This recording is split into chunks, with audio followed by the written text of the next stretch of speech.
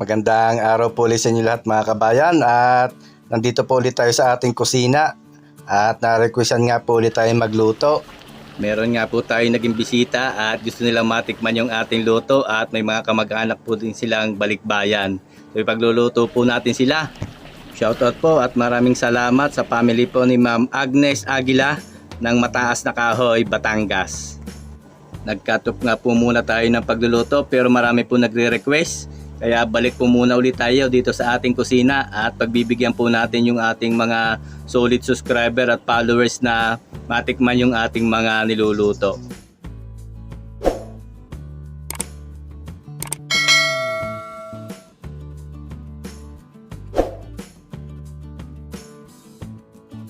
Umpisa na nga po natin at ginagayat ko na po dito yung ating mga biniling karne. Ayan, yan po ay pang-apretada. At gagayatin natin ng maninipis na medyo maliit.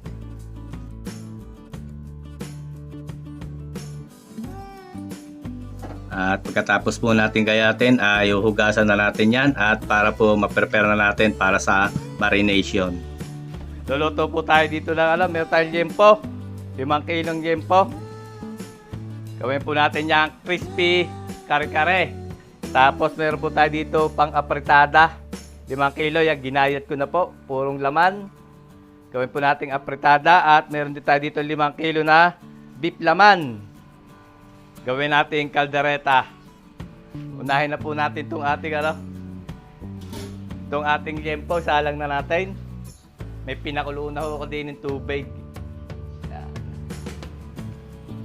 Palambutin na natin to para mamaya gagawa natin ng sauce. Ipiprito pa po natin to para maging crispy kare-kare. Timplahan natin. Lagay po tayo ng asin. Tansyameter lang po ang ating gamit. Okay na yan at gagamitin natin ang kaldo niyan ay baka umalat. Lagyan din natin ang paminta. Yan. Takluban na po natin at palambutin natin yan. Tapos, lipat tayo dito. At ititimplahan itong ating pangkaldereta at pang-apretada. Maglagay po tayo asin. Ayan, asin. Tapos, lagyan natin ng pineapple juice.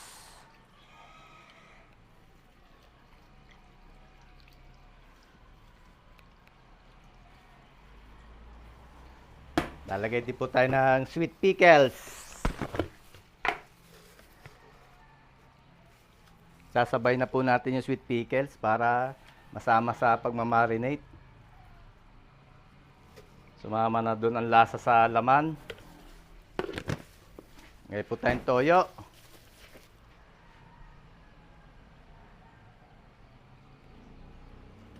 Dito rin toyo. Tapos, lagyan natin ng Worcestershire. Itong ating pangkaldereta. Paminta.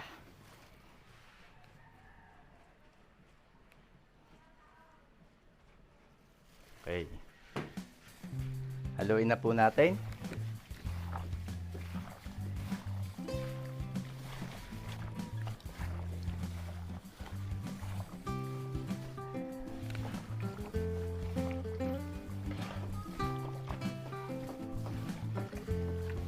Mamarinate po natin to. At least ay kalahating oras. Ayan. Maya-maya ay pwede natin ito isalang. Kaldereta at apretada.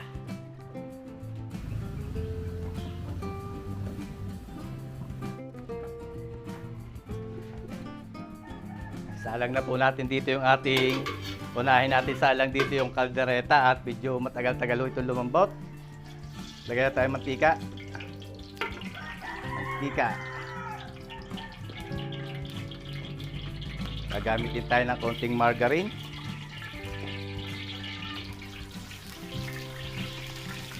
Gigisa muna tayo ng bawang at sibuyas. Unahin natin yung bawang.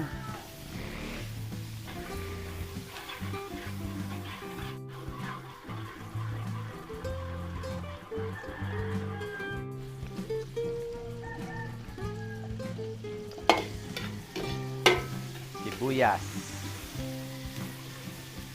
Hindi po muna tayo gagamit ng chorizo at ayaw ni ma'am na may chorizo. Isa rin po natin yung ating tomato sauce.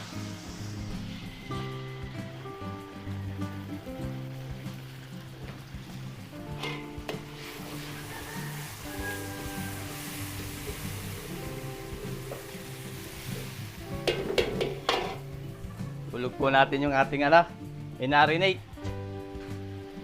Pangkaldereta ang baka.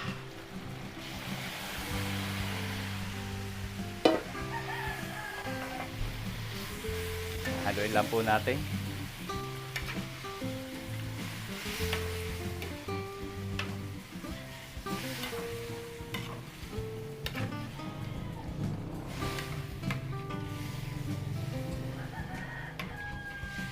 Okay, taklaban natin.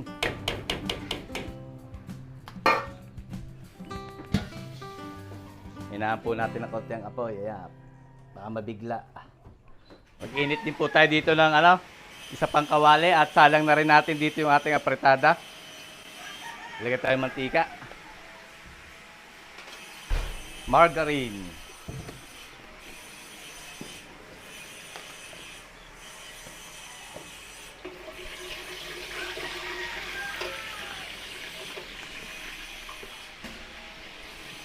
Isa tayo na ang bawang.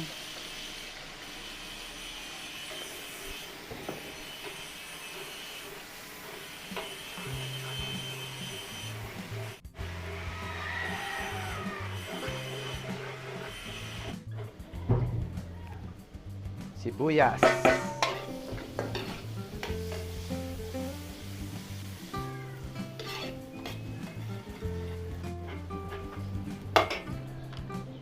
Lagyan po natin ang tomato sauce. Igisa rin natin yung tomato sauce para hindi siya maasim.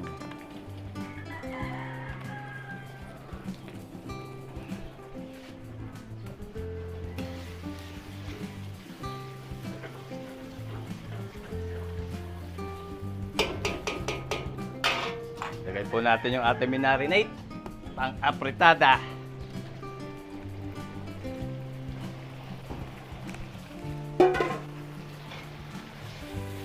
Haluin lang po natin.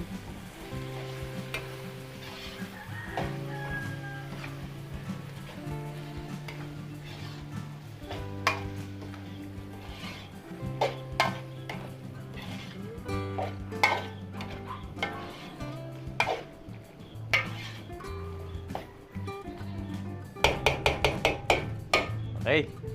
Haluban po natin. Palambutin natin.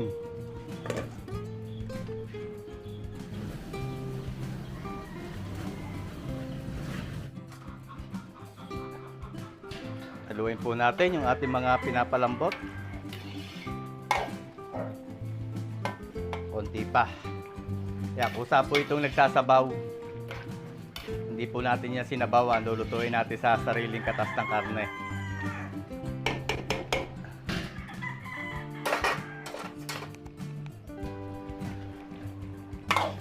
Itong pangkaldereta.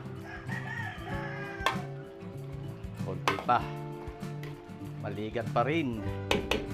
Takip ulit. Dito tayo. Yun, ito malambot na. Patayin na po natin ang apoy nito. Ahanguin na natin yan.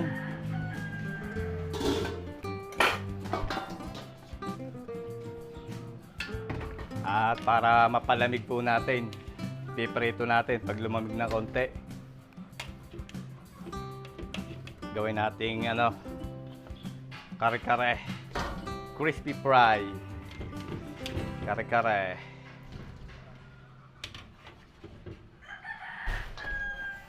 Itong kaldo, wag po natin itong at gagamitin natin pansabaw sa kare-kare.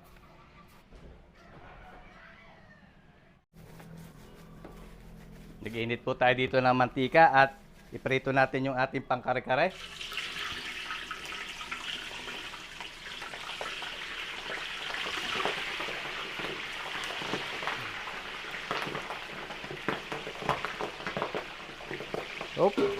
Takip.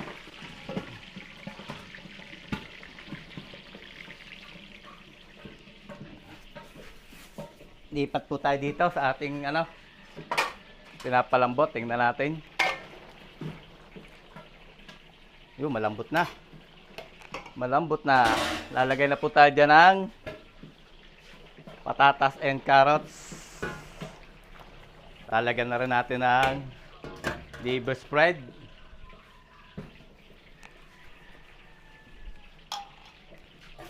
Haluin lang po natin.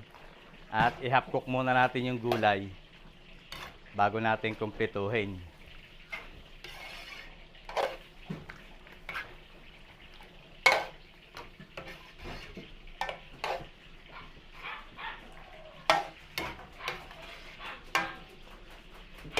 Okay, takalbang po ulit natin. Palambutin natin yung half cook natin yung gulay. Lipat tayo dito sa ating kaldereta. Testingin natin. Una natin to sinalang kaya dapat medyo malambot. Nga. No, malambot-lambot na. No, pwede na. Lagay na rin natin yung gulay, patatas and carrots. Lagyan din natin ng liver spread. Ayan.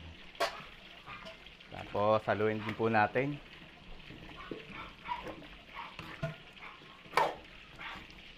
I-half cook din natin yung gulay bago natin kumpletuhin. Para hindi po agad naiiga.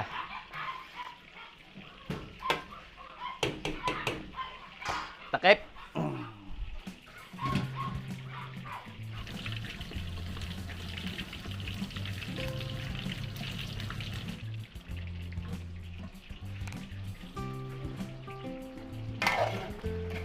Sampulin natin. Testingin natin. Yan, half cook na yung patatas saka yung carrots. Tama-tama. Lagay na po tayo ng green peas o gisantes. Lagyan na rin natin ng red and green bell pepper. Bango. Inunin na lang po natin to. Itong ating apretada. Pakuluin natin.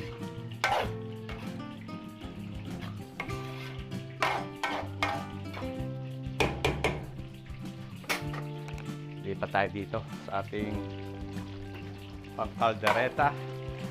Musta ka na? Kumpletuhin na rin po natin. Lalagay na tayo ng green olives. Lagyan natin ng cheese.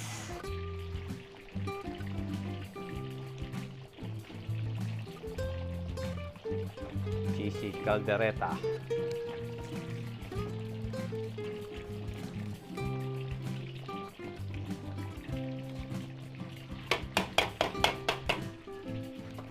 Lagyan din po natin ng hot sauce para may kaunting anghang.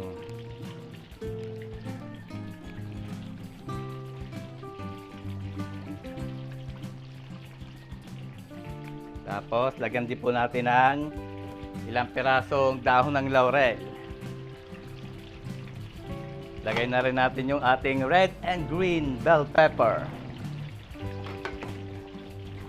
Haluin lang po natin. Lalagay din tayo ng konting ketchup. Tamis anghang banana ketchup. Yeah, pambalance. Pwede rin po ang gumamit ng tomato paste. Yan. Ketchup lang yung ginamit ko. Kasi malapot na naman yung ating caldereta. Haluin lang po natin at atin ring in-inin natin.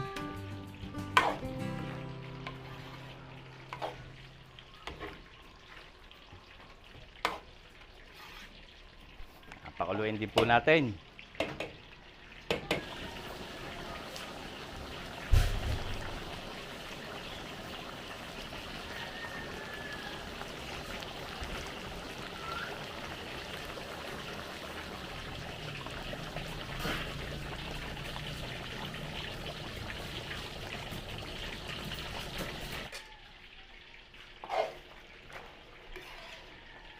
Bango.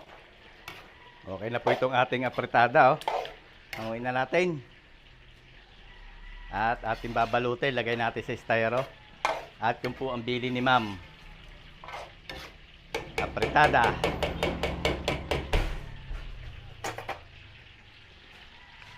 Ito naman. Okay na rin ho ito. Ating beef caldereta. Quality na rin. Hanguin din rin po natin at ating lalagay sa styro.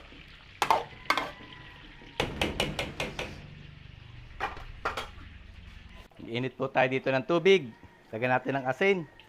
Bablanching tayo ng gulay ng kare-kare. Ito naman sa kabila.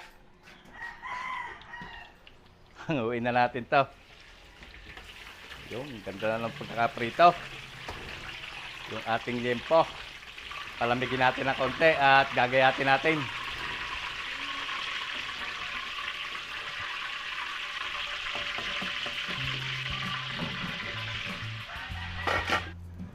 Hanguin po natin ito sitaw. Para sa kare-kare. Sunod natin ang talong.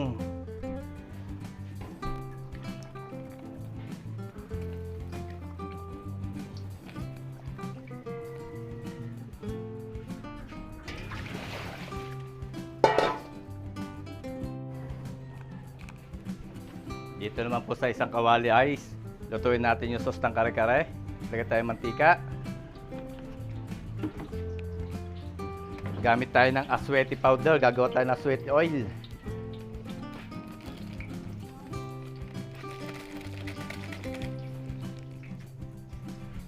Isa tayo ng bawang. Maraming bawang.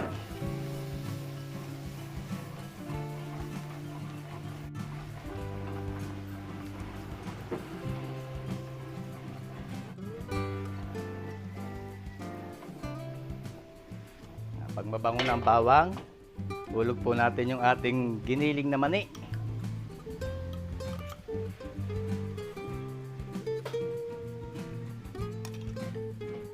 Haluin lang po natin hanggang sa matunaw.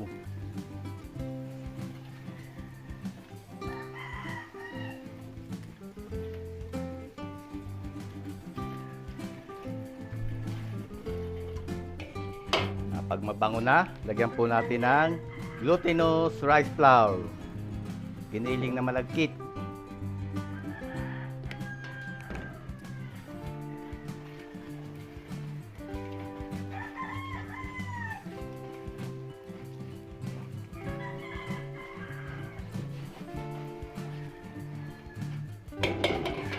Pag tunaw na, ilagay po natin yung ating pinagpakuluan ng liempo.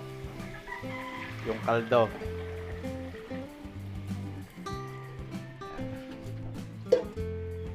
Haluin lang po natin. At yan ay kusang lalapot. Hindi po muna natin titimplahan at may timpla po yung ating kaldo. Baka umalat. Halu-haluin lang po natin at lalapot yan.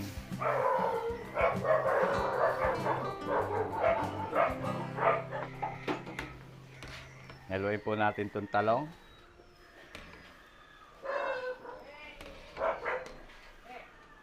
At isusunod natin yung pechay.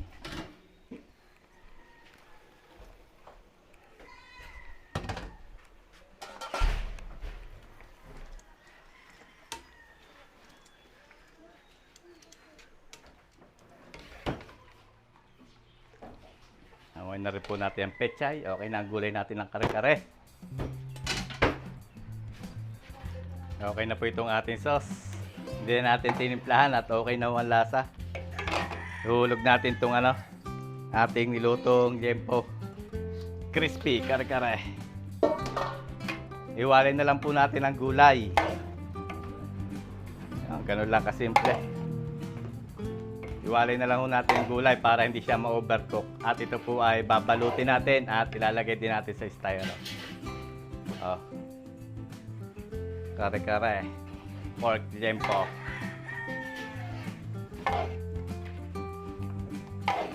Hello mga kabayan, naluto po natin yung tatlo po tayo at marami po salamat sa ating customers kay Ma'am Agnes. Ayan.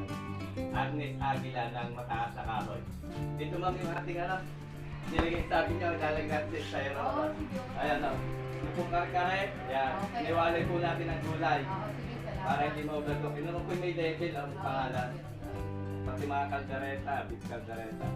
Tapos ito po yung gulay. At ito yung bagong alaman. Okay, sige. Salamat. So maraming po rin salamat. Naulitin na eh. Maraming po rin salamat kay Ma'am Agnes. At maraming po rin salamat sa pag-uwi sa pagkikinig sa ating mga video.